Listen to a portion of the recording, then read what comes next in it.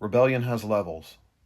When we think of rebellion, we typically think of the surface level of simply walking in disobedience to God, whether in our finances or marriage or with an integrity issue at work, or simply from neglecting Him in our private lives. But rebellion has more than one level, because what happens when we rebel at the first level is that we start to suffer from the absence of God in our lives. We start feeling the consequences of our actions in our relationships and in our hearts as things start to tighten in emotionally and we begin to crave an escape. Negativity, anger, pride, carelessness, selfishness, all these things start growing in our chest and taking over like a cancer, leading us to lash out.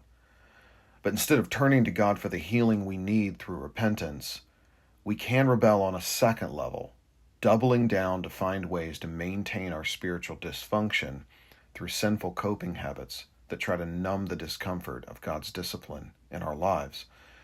These can come in the form of abusing alcohol, sexual immorality, overspending, overindulging, just submitting ourselves to addictive behaviors with technology or other things. In Isaiah 50, God confronted the Israelites for rejecting Him on that first level of rebellion, and now they were suffering as a result. So He offered them a way out. In verse 10, He says, "Who among you fears the Lord and obeys the voice of His servant? Let him who walks in darkness and has no light trust in the name of the Lord and rely on his God."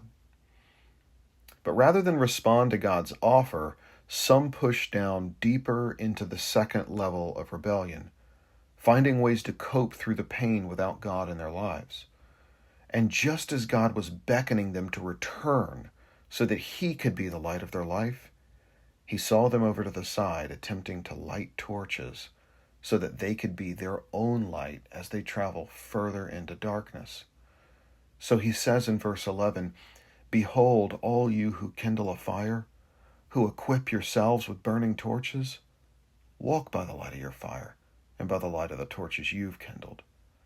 In other words, go ahead, try that out and see how it works. But God already knows what will happen.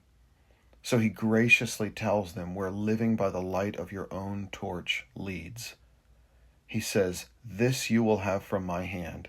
You will lie down in torment." If that seems harsh, it's because it is. The truth hurts. It is a harsh reality that sin leads to death. But it is the hard truth that we need to hear.